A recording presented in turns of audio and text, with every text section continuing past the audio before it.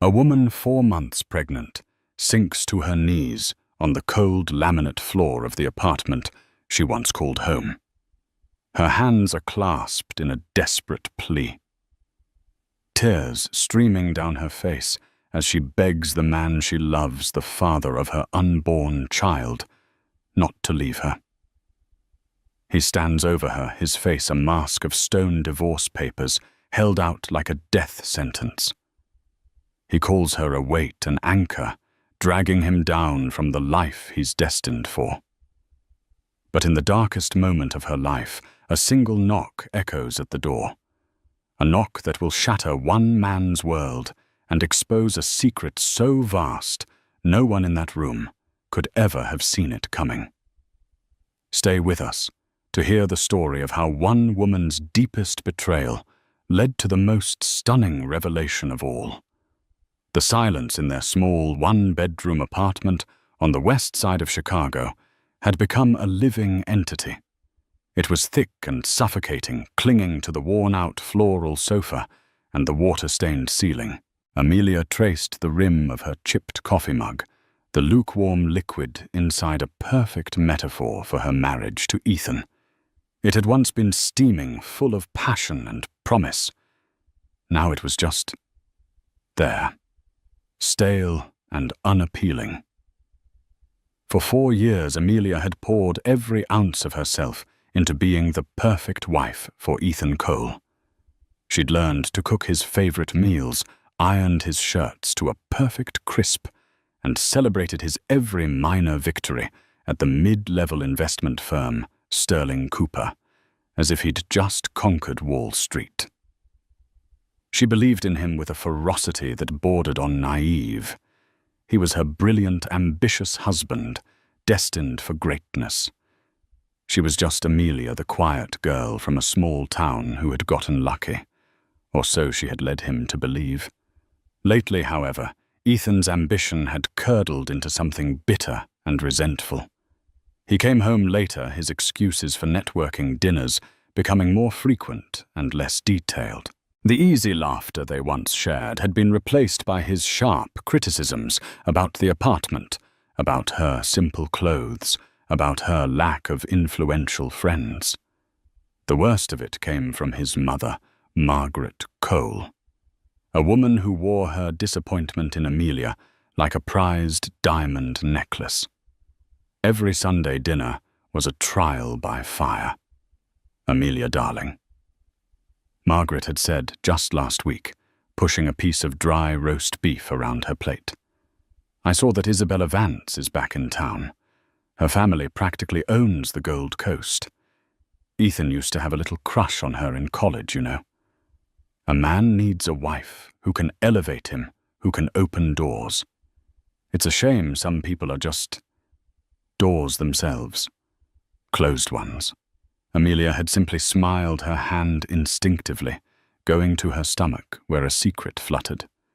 She was 4 months pregnant. She hadn't told him yet. She was waiting for the right moment, a moment of joy that might mend the growing cracks in their life. She imagined his face lighting up, the old Ethan returning as he realized they were starting a family. That hope was the only thing keeping her warm in the chilling silence of their home. Tonight, the silence broke. Ethan walked in, not even bothering to loosen his tie. He threw his leather briefcase onto the armchair, the sound making Amelia jump. He didn't look at her. He walked to the window and stared out at the flickering city lights, his back a rigid wall of contempt. "We need to talk, Amelia," he said, his voice devoid of any warmth. "I was just about to start dinner," she offered, her voice small. "I got that steak you like. I'm not hungry." He turned around, and his eyes were like chips of ice. The man she had loved, the man who had once written her poetry on napkins, was gone. In his place stood a stranger. "This isn't working," he said, the words clipped and final. "Any of it." Amelia's heart began to hammer against her ribs. What do you mean?" "Ethan," Is it work? Did something happen? He let out a short, cruel laugh. Yes. Something happened. I woke up. I'm 32 years old, stuck in this shoebox apartment, married to a woman with no connections, no ambition, no value. I'm drowning and you're the anchor tied to my feet. Each word was a physical blow. Amelia felt the air leave her lungs. Value. Ethan. I love you. I've supported you in everything. Support, he scoffed, striding across the small living room. Making my dinner and washing my socks isn't support, Amelia. It's housekeeping. I'm being considered for a partner track position. A real one. The kind of position that requires a certain image, a certain type of wife. He stopped in front of her, looking down at her, as if she were a piece of furniture he was about to discard. I want a divorce. The two words hung in the air, monstrous and unbelievable. The world tilted on its axis. The chipped mug slipped from her fingers, shattering on the floor and splattering coffee across the worn linoleum. But Amelia didn't notice. All she could see was the cold, resolute finality in her husband's eyes. The cracks in their porcelain life had just split wide open, and she was falling into the abyss. No, she whispered, shaking her head in disbelief. No, you can't mean that. We can fix this. There's nothing to fix, he said coldly. I've already spoken to a lawyer. The papers are drawn up. It was then, in that moment of absolute devastation, that her secret came tumbling out, not as a joyful announcement, but as a desperate, last-ditch shield. Ethan, you can't, she cried, her voice breaking. You can't. I'm pregnant. For a fleeting second, a flicker of something unreadable crossed Ethan's face. Shock. Maybe. But it was extinguished as quickly as it appeared, replaced by an expression of profound irritation, as if her pregnancy was not a miracle, but a poorly timed inconvenience. You're what he asked, his voice low and dangerous. Pregnant Amelia repeated, a fresh wave of tears blurring her vision. She stood up, her hands protectively, cradling her still flat stomach. I'm 4 months along. We're going to have a baby, Ethan. A family. Doesn't that change everything?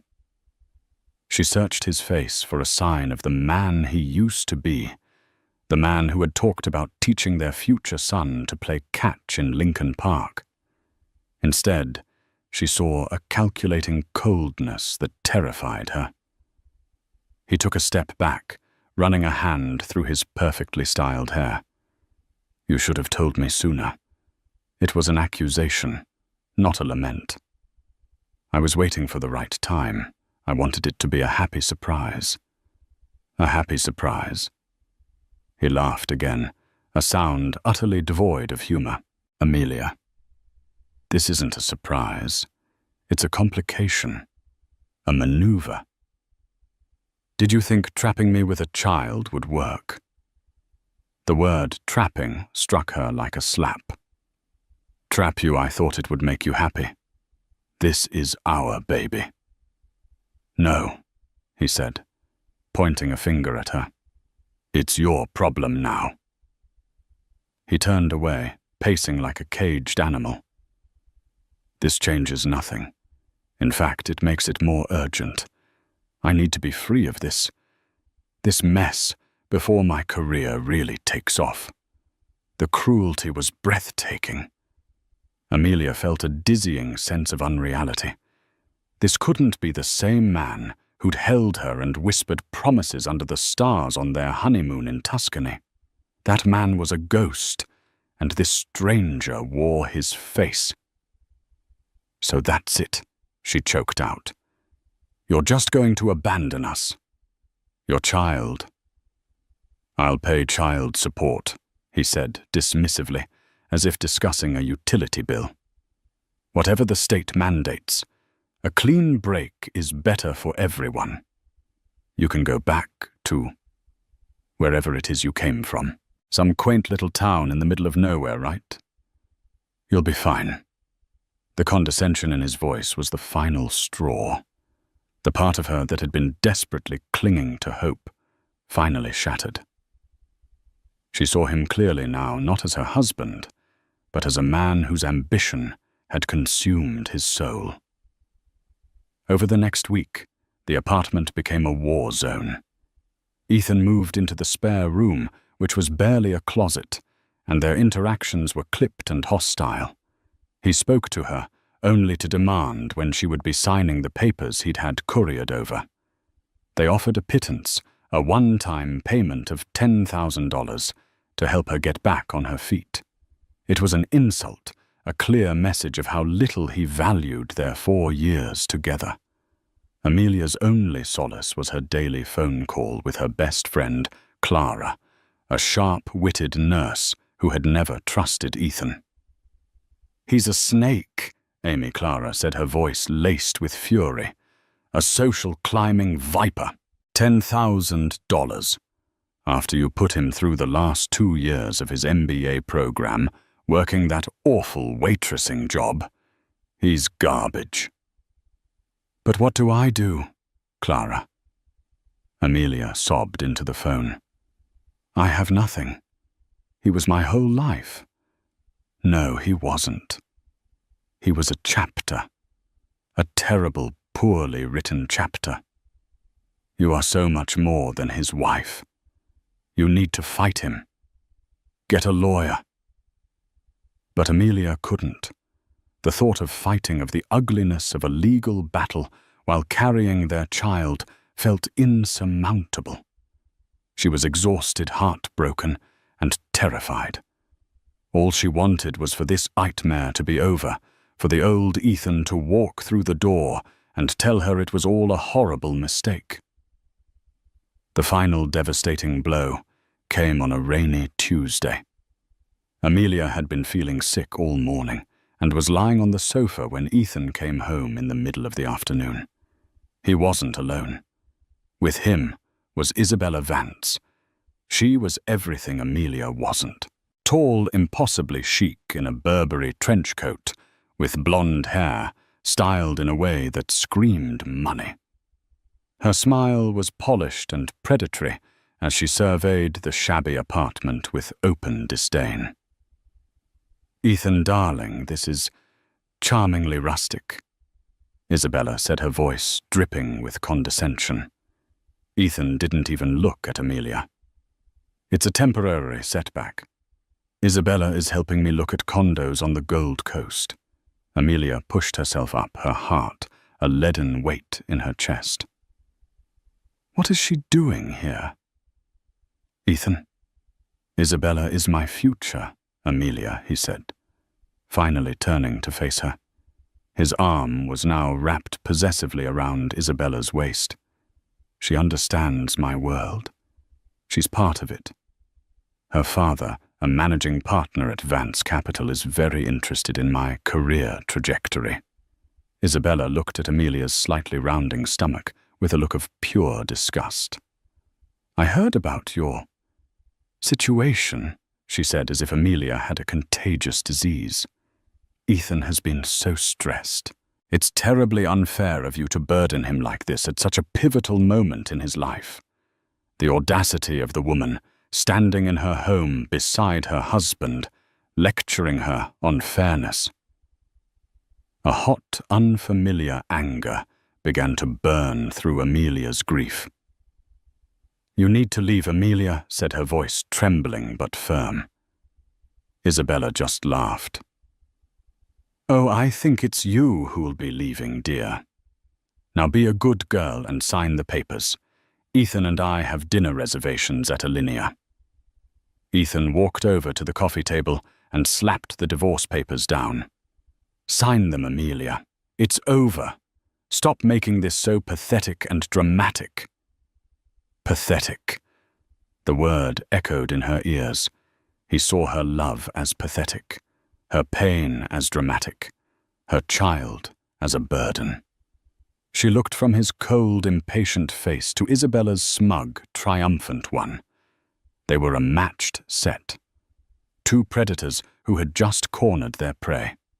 And in that moment, Amelia knew that begging wouldn't work. Pleading was useless. The man she had married was truly gone, and in his place was a monster. The rain outside lashed against the windows, a furious, weeping sky that mirrored the storm inside Amelia's heart. Isabella and Ethan stood there, an unholy alliance of privilege and cruelty waiting for her surrender. The sight of them together in her home, discussing their future while systematically dismantling hers, was a unique form of torture. Just sign it. Amelia. Ethan repeated his voice, tight with annoyance. He tapped his expensive watch. We're going to be late. Amelia's gaze fell to the papers on the table. Dissolution of marriage. Ethan Cole and Amelia Cole. The words were so clinical, so sterile, for something that felt like an amputation of the soul. Beside it lay a pen, sleek and silver, an instrument of execution. She sank to her knees.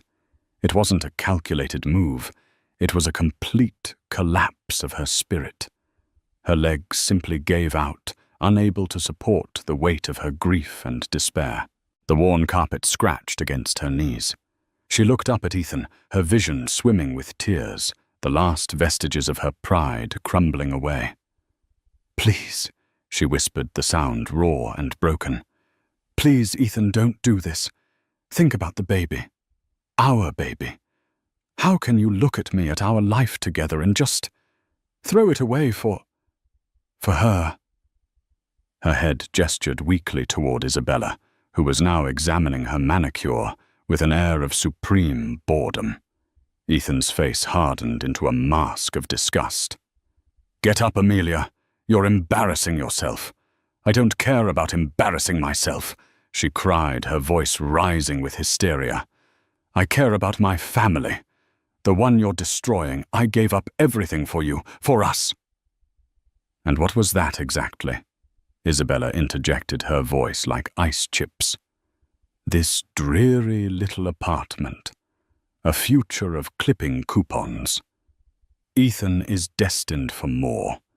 He needs a partner, not a charity case. The venom in Isabella's words was potent, but it was Ethan's silence, his tacit agreement, that wounded Amelia most deeply. He didn't defend her. He didn't defend their history. He just stood there, letting this other woman eviscerate the life they had built. Margaret is coming over as well, Ethan added, as if dropping another bomb would somehow expedite the process. She's bringing a notary. We are finishing this tonight. His mother. Of course. The architect of so much of her misery would be present for the final demolition. A family affair. Amelia's pleas died in her throat. She could see it was useless. They weren't just ending a marriage. They were performing an exorcism, purging the inconvenient, simple girl from their glittering, ambitious lives. She was at her lowest point, on her knees, pregnant alone and being treated as less than human. A profound and chilling emptiness settled over her. This was rock bottom. It was cold and dark, and there was nowhere else to fall.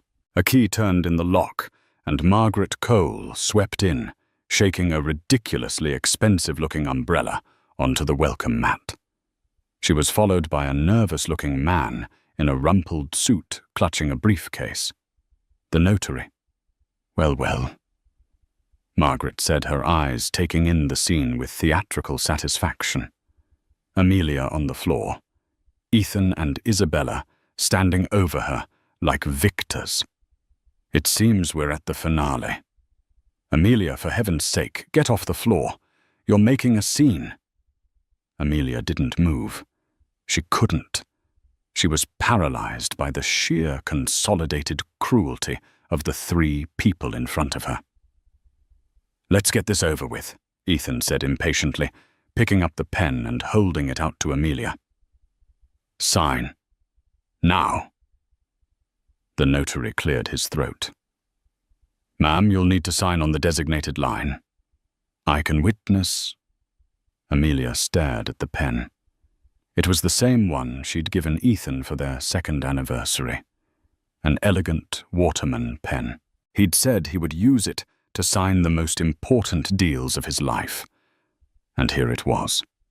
Something inside her, a tiny flickering ember that had been all but extinguished, suddenly glowed with a spark of defiance.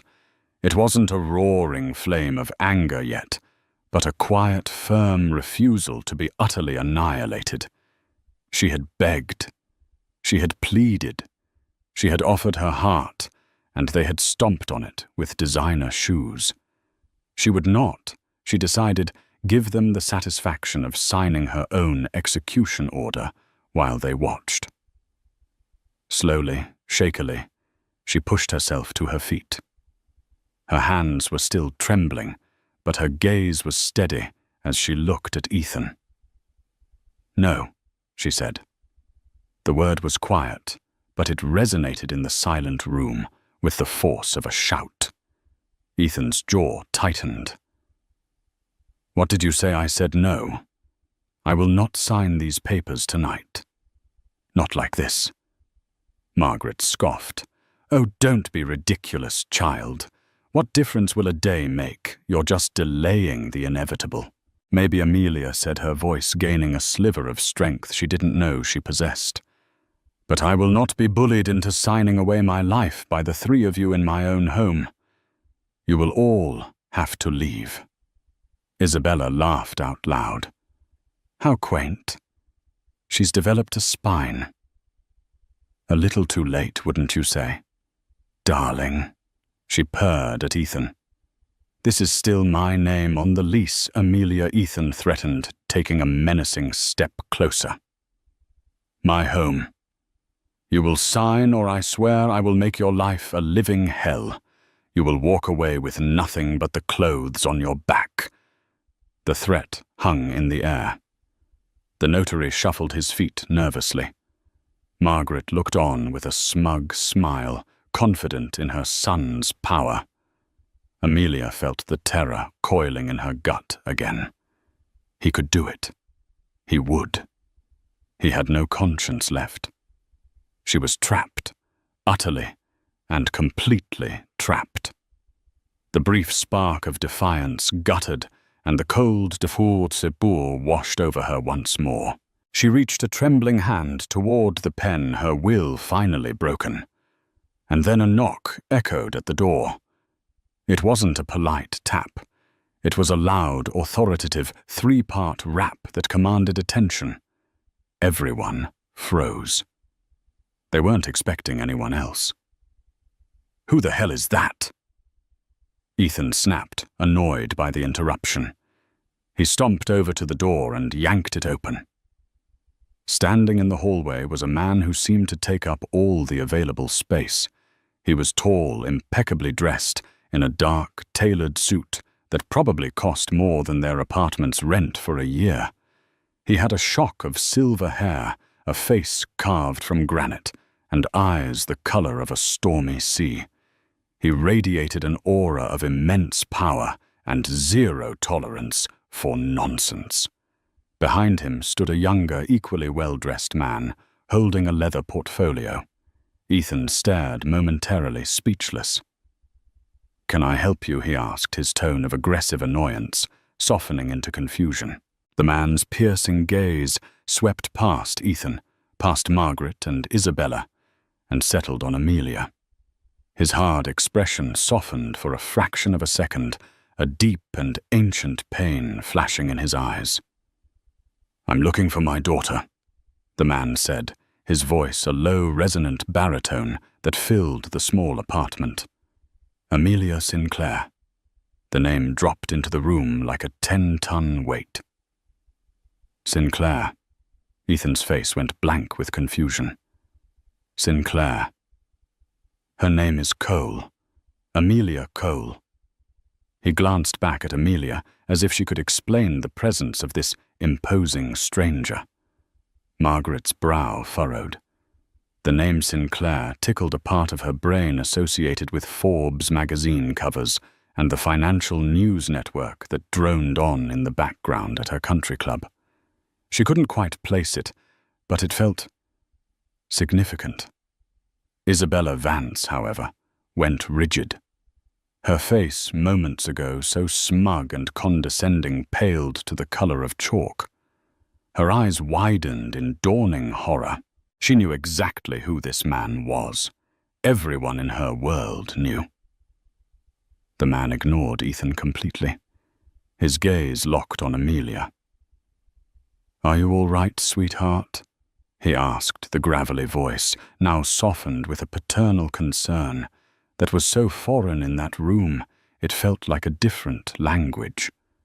Amelia could only nod, tears welling up in her eyes again, but this time they were tears of relief. A dam of unspoken history, of pride and pain and estrangement was breaking inside her. "Dad." She whispered the word, barely audible. The collective gasp in the room was sharp and audible. Ethan whipped his head back and forth between the Titan in the doorway and his weeping, pregnant wife. "Dad, what is he talking about?"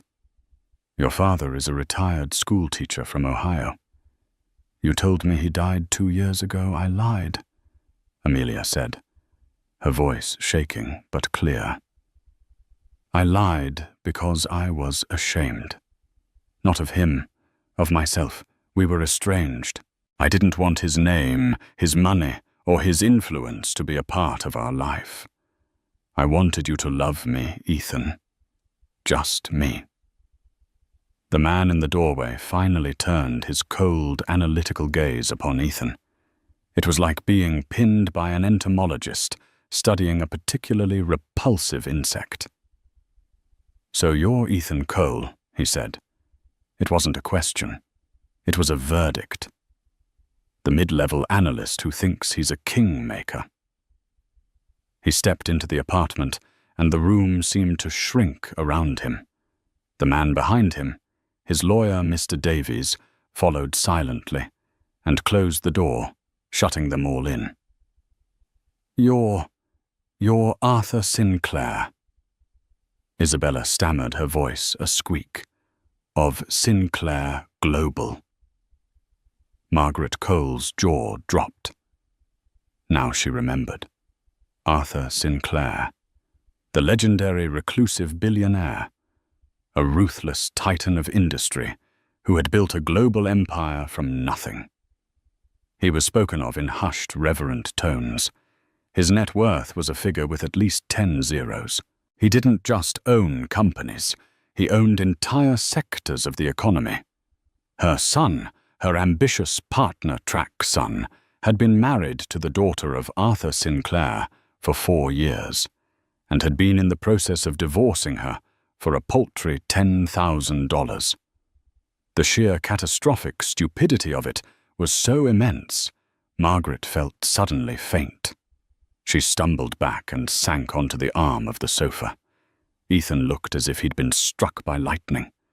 His face was a grotesque tableau of shock disbelief and a rapidly dawning, sickening realization of the magnitude of his mistake. He looked at Amelia, really looked at her for the first time in months, not as his simple, burdensome wife, but as the hidden heiress to a fortune beyond his wildest dreams. The woman he had just called a weight and an anchor. Arthur Sinclair's eyes swept over the cramped apartment, taking in the worn furniture, the shattered mug on the floor, and the divorce papers on the coffee table. His expression grew darker with every detail. "It seems I've arrived at an opportune moment," he said, his voice dangerously calm. He walked over to the coffee table and picked up the papers. He scanned the settlement page, his lip curling in utter contempt. $10,000, he said the words dripping with ice. You're divorcing my pregnant daughter, and you value her, and by extension, my grandchild, at $10,000. He tore the papers in half, then in quarters, the sound of ripping paper like gunshots in the silent room. He let the pieces flutter to the floor, like confetti at a funeral. The divorce is off the table, he announced. Or more accurately, we will be proceeding with a divorce, but on our terms. Mr. Davies. The lawyer stepped forward and opened his leather portfolio. Mr. Cole. He began, his tone crisp and professional pursuant to Illinois state law, given the duration of the marriage and the circumstances you have manufactured. Mrs. Cole, or rather Ms. Sinclair, is entitled to 50% of all marital assets. Furthermore, given the emotional distress and the bad faith you have exhibited, we will be petitioning for significantly more. Ethan finally found his voice, a strangled, desperate sound. Wait, Amelia. Honey, this is all a misunderstanding. I was stressed. I didn't mean any of it. He rushed to Amelia's side, trying to take her hand, but she flinched away from him as if his touch were poison. Don't you dare touch her, Arthur. Sinclair snarled, taking a protective step in front of Amelia. His powerful presence was a shield she had forgotten she had. Mr. Sinclair. Sir. Ethan babbled, turning his attention to the man who held his entire world in his hands. I love your daughter. I really do. I made a terrible mistake. We can work this out. I can make her happy. Arthur Sinclair looked at Ethan with an expression of such profound loathing, it seemed to suck the warmth from the room. You had 4 years to make her happy, he said quietly. Instead, you broke her heart. You stood by while your mother and this socialite. He gestured dismissively at Isabella, humiliated her in her own home. You valued her at less than the price of the car I bought my driver last Christmas. Your window for working this out closed the moment you brought another woman into this house. Your chance at being a part of this family, of knowing my grandchild, just went up in smoke. He then turned his piercing gaze to Isabella Vance. And you. Miss Vance, your father's company, Vance Capital, has been trying to secure a meeting with my acquisitions team for 6 months. Is that correct? Isabella turned white. I don't handle that side of the business. No, you don't, Arthur agreed. You just reap the benefits. Consider that meeting and any future possibility of a capital infusion from Sinclair Global permanently cancelled. Tell your father that trying to use my future son-in-law to get to me was a poor strategy. Trying to replace my daughter was a fatal one. He had dismantled them all in less than 5 minutes. Their ambitions, their schemes, their entire sense of self-worth lay in tatters at his feet, along with the shredded divorce papers. Ethan's face was a mess of sweat and desperation. Please, sir. Amelia, tell him. Tell him we can fix it. Amelia looked at the man she had once loved, now reduced to a pathetic, groveling mess. The love was gone, replaced by a cold, clear-eyed pity. The man she married had never truly existed. He was just an illusion she had desperately wanted to believe in. The real Ethan was this creature before her, a man who loved only money and status. She took a deep breath, stood tall, and looked her father in the eye. Dad? She said, her voice steady and strong. I want the divorce. Amelia's words hung in the air, clear and resolute. The declaration coming from the woman who had been on her knees begging just 10 minutes earlier was the final definitive shift in the room's power dynamic. It was no longer Ethan's show. It wasn't even Arthur Sinclair's. It was Amelia's. Ethan stared at her, his mouth agape. "Amelia, no. Baby, you don't mean that. You're emotional. You're pregnant. You can't make a decision like this right now." His tone was pleading, condescending, and desperate all at once. He was trying to reclaim his old role as the rational husband managing his overly emotional wife. But that woman was gone. "I have never been more certain of anything in my life," Amelia replied, her voice cold. She met his gaze without flinching. "You showed me exactly who you are, Ethan. I believe you." Arthur Sinclair placed a gentle, reassuring hand on his daughter's shoulder. "The decision is hers," he said, his voice a low rumble of finality directed at Ethan, "and my organization will provide the means to execute it. Mr. Davies, perhaps you could enlighten Mr. Cole on what his immediate future looks like." Mr. Davies, who had been standing by with the quiet efficiency of a guillotine operator, stepped forward again. He pulled a sleek tablet from his portfolio. "Mr. Cole," he began, his tone utterly devoid of emotion. "While the marital assets within this apartment are frankly negligible, our preliminary discovery has been quite fruitful." He tapped the screen. "You were recently given a promotion to senior analyst at Sterling Cooper, correct? It came with a significant pay rise and a performance bonus you were anticipating at the end of the fiscal year." Ethan nodded dumbly, a flicker of hope in his eyes. Maybe he could argue his earning potential, use it as leverage. "Yes. I'm on the partner track. My prospects are excellent." Arthur Sinclair let out a dry, mirthless chuckle. "Prospects? Son, you don't have prospects. You have a benefactor," Mr. Davies continued seamlessly. "Sinclair Global, through one of its subsidiary holding companies, acquired a 48% controlling interest in Sterling Cooper 8 months ago. The acquisition was kept quiet for market stabilization purposes. Ethan's blood ran cold. He had no idea. No one at the firm did.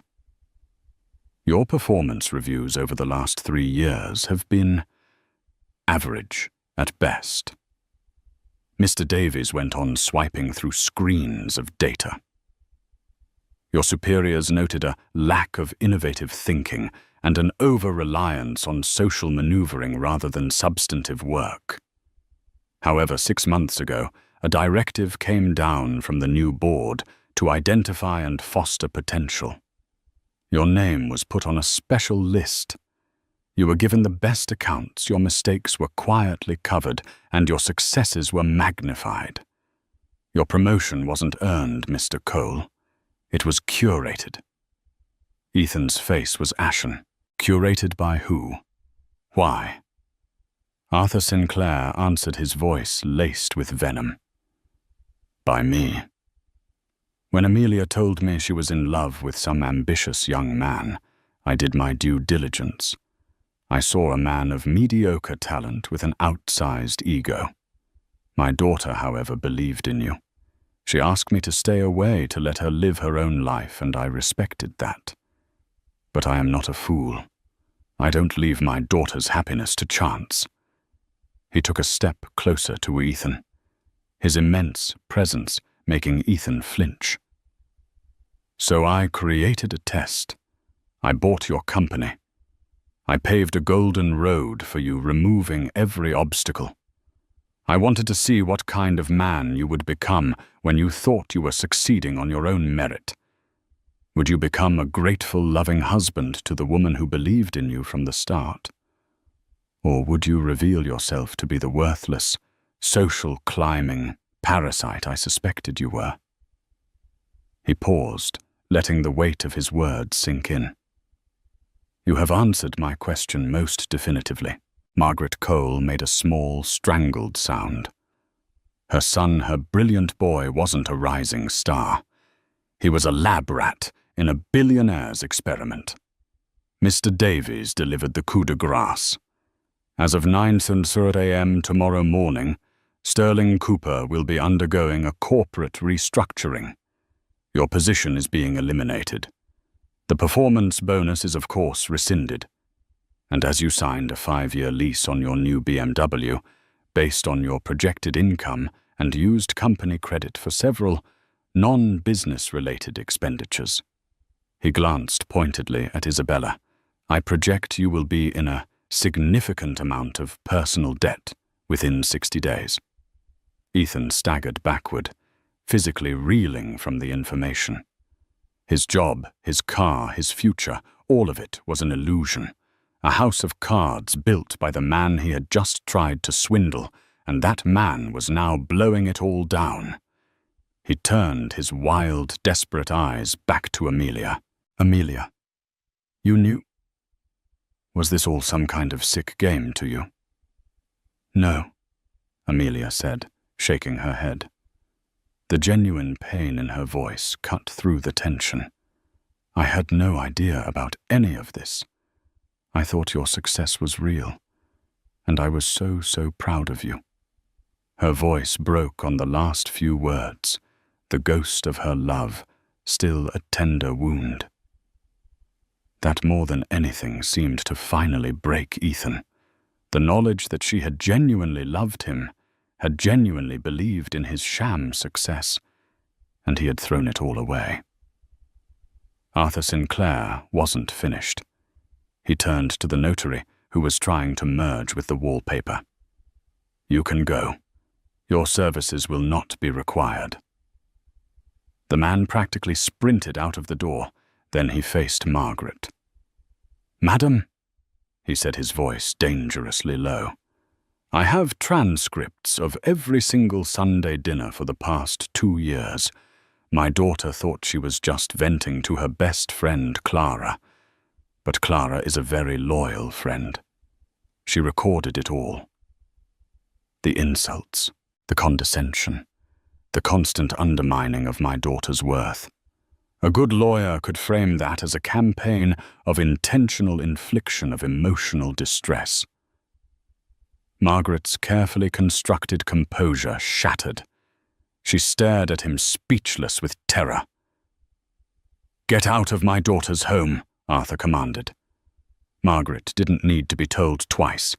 She grabbed her purse and scrambled out, not even sparing a glance for her imploding son. Now only 4 remained. Arthur, Amelia, Mr. Davies, and the wreckage of Ethan and Isabella. As for you, Mr. Cole, Arthur said, you will pack a bag with your personal effects. You will be staying at a hotel tonight. My driver will take you. You will not contact Amelia again, except through her attorney, Mr. Davies. Is that understood? Ethan could only nod, a broken man. He stumbled toward the bedroom like a zombie, his grand ambitions reduced to ash. Finally, Arthur Sinclair looked at Isabella Vance, who was frozen in place, a statue of horrified privilege. You're still here, he stated flatly. Isabella flinched and practically scurried to the door, fumbling with the knob before disappearing into the hallway. Her hurried footsteps echoing her retreat from a world she was no longer welcome in. The storm had passed.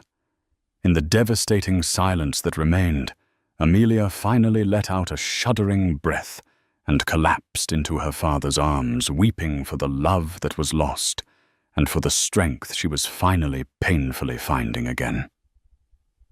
The small apartment, once a container of so much pain and tension, was now eerily quiet. The lingering scent of Isabella's expensive perfume and the faint, acrid smell of Ethan's fear were all that remained of the confrontation.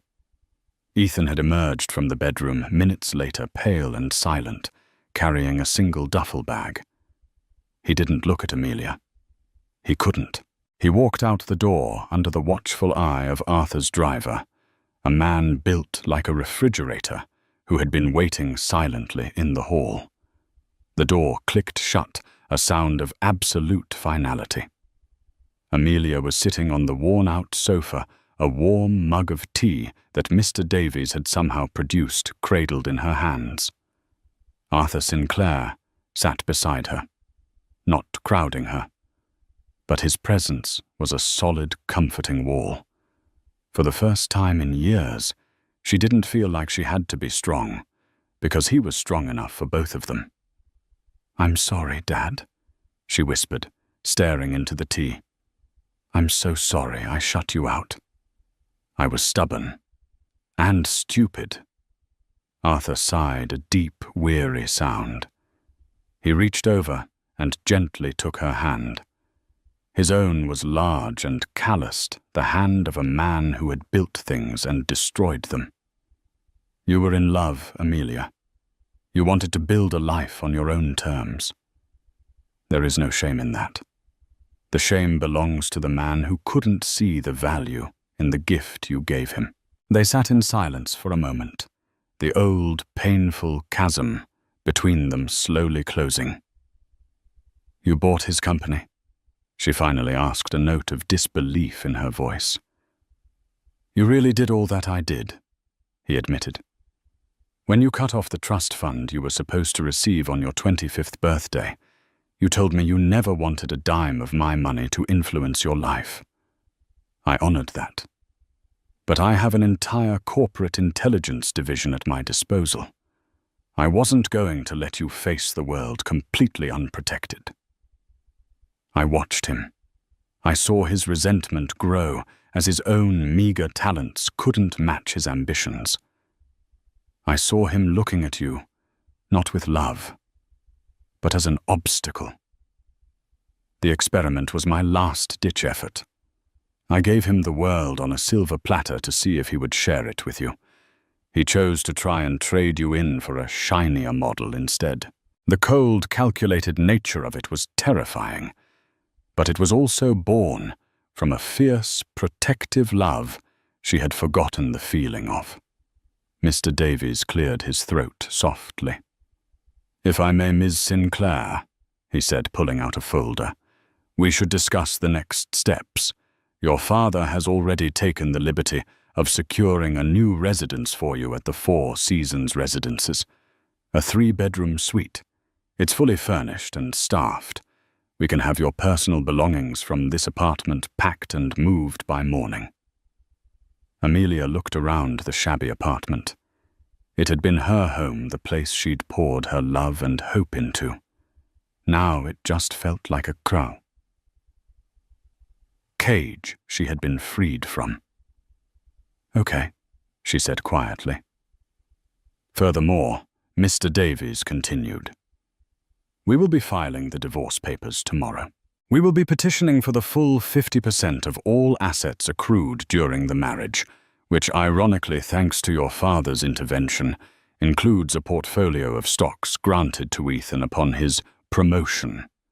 They are currently valued at approximately $1.2 million. Amelia's jaw dropped. "He doesn't know about them yet," Arthur added with a grim smile. "They were scheduled to be transferred to his personal account next Monday, a little bonus for his hard work. Now they're a marital asset. Your half will be a nice start for you and the baby." The sheer strategic brilliance was staggering. Ethan had been playing checkers while her father was playing multi-dimensional chess across continents. "We will also establish a trust for the child," Mr. Davies said, "and we will be filing for sole legal and physical custody, citing Mr. Cole's emotional abandonment and moral turpitude. We will not be seeking child support. We will in fact be including a restraining order, preventing him from coming within 500 feet of you or the child." "He won't fight it," Arthur said confidently. "By the time Mr. Davies is done with him, Ethan Cole will be so buried in debt and legal trouble, he will sign anything we put in front of him just to make it all go away. He will vanish from your life, Amelia. I promise you that. It was everything she should have wanted. A clean break. Financial security. Justice. But looking at her father at the ruthless efficiency of his power, she understood for the first time why she had run from it all those years ago. It was overwhelming. "Dad," she said, her voice small. "Thank you. But I need to do this my way, too.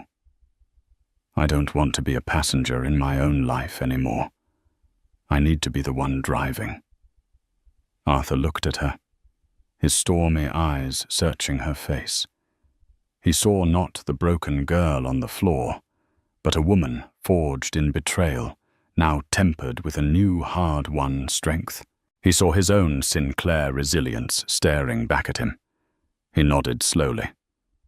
"All right, Amelia. You're the boss. What do you want to do?" "I want that half of the stock portfolio," she said, a new firmness in her voice. "Not because I want the money, but because he worked for it, thinking it was his ticket away from me. There's a poetry in that. I want sole custody, and I want the restraining order. But I want to write him a letter. One final letter. And I want Mr. Davies to deliver it when he signs the final papers." Mr. Davies raised an eyebrow. "A letter, Ms. Sinclair?" "Yes," she said. "Some things can't be said by lawyers. Some things you have to say for yourself." Arthur Sinclair looked at his daughter, and a rare, genuine smile touched his lips. "Whatever you want, sweetheart," he said. "Consider it done." The architect of consequences was ceding control to his creation, and she was about to design her own future. 3 months later, Amelia Sinclair stood on the balcony of her new home, looking out over the sprawling vista of Millennium Park. The city lights twinkled below like a carpet of fallen stars. A gentle breeze rustled the leaves of the potted hydrangeas that lined the terrace. It was a world away from the cramped, stifling apartment with the water-stained ceiling. Her pregnancy was more pronounced now, a gentle, swelling curve that she cradled with a sense of peaceful ownership. This child was hers, her future, her strength. The past few months had been a whirlwind of transformation. She had moved into the suite at the Four Seasons, a place of quiet luxury and impeccable service. She'd had her first meeting with the board of the charitable foundation her mother had started before she passed away, a foundation Amelia had never felt qualified to be a part of. She found to her surprise that she had ideas. Good ones. She had her father's strategic mind, tempered with a compassion that was all her own. She and her father were rebuilding their relationship piece by painful, honest piece. They had dinner twice a week. They talked about her mother. They talked about the years of silence. He was learning to be a father, not just a protector. And she was learning to accept his help without sacrificing her independence. The divorce had been finalized a week ago. As promised, Ethan had put up no fight. Mr. Davies had presented him with a mountain of his own financial malfeasance and the stark choice between a quiet, quick dissolution or a loud, protracted, and public annihilation. He chose quiet. He signed the papers in Mr. Davies's sterile downtown office. After he had signed the last page, relinquishing his parental rights and agreeing to the restraining order, Mr. Davies slid a single sealed envelope across the mahogany table. Amelia's letter. Ethan had opened it with trembling fingers. His face was gaunt, his expensive suit replaced by a cheap, ill-fitting one. He had lost weight, and his eyes were shadowed with the sleeplessness of a man haunted by his own colossal failures. The letter wasn't angry. It wasn't hateful. It was simple and direct. Ethan. I am writing this not to hurt you, but to tell you the truth. I once loved a version of you that I thought existed, a man who was kind and brilliant, and who was going to build a life with me. I see now that the man I loved was a reflection of my own hope, not a reflection of you. You didn't just break my heart. You showed me that it was placed in the wrong hands to begin with. You craved a world of wealth and power, but you had no idea what to do with the real treasure you already held. You traded a diamond for a handful of glitter, and you will spend the rest of your life realizing it was just dust. I am not writing this as a victim. I am writing this as the mother of a child you will never know. A child who will be raised with love, integrity, and the understanding that a person's worth is not measured by their connections or their bank account, but by the content of their character. By that measure, you are the poorest man I have ever known. I forgive you. Not for you, but for me. I release the anger and the pain, and I am letting you go completely. I wish you nothing, because you have become nothing to me. Amelia. According to Mr. Davies, Ethan had read the letter, folded it carefully, and walked out of the office without a word. He had been rendered irrelevant, a footnote in her story. Isabella Vance had moved on her family's company, eventually absorbed by a competitor for pennies on the dollar after Sinclair Global blacklisted them. She and Ethan were just two ghosts haunting the memory of a life that never was. Amelia took a deep breath of the cool night air. She wasn't that begging, broken woman on the floor anymore. The betrayal that was meant to destroy her had in fact been her salvation. It had forced her to her knees, but it had also forced her to look up to call for help and to finally stand on her own 2 feet. Her father came out onto the balcony, holding 2 glasses of sparkling cider. He handed one to her, and they clinked them together gently. To new beginnings, Arthur said, his voice soft. To new beginnings, Amelia agreed, a genuine smile gracing her lips. She wasn't just Amelia Cole, the discarded wife. She wasn't just Amelia Sinclair, the billionaire's daughter. She was Amelia, a mother-to-be, a philanthropist, a survivor. And for the first time in a very long time, she felt completely, unshakably whole. The view from up here was breathtaking, and she knew with every fiber of her being that this was just the beginning. Amelia's story is a powerful reminder that our lowest moments do not have to define us. The betrayal that brought her to her knees was the very thing that reconnected her with her family, and most importantly, with her own incredible strength. She transformed from a woman who felt she had no value into a woman who understood her immense worth had nothing to do with money or a man.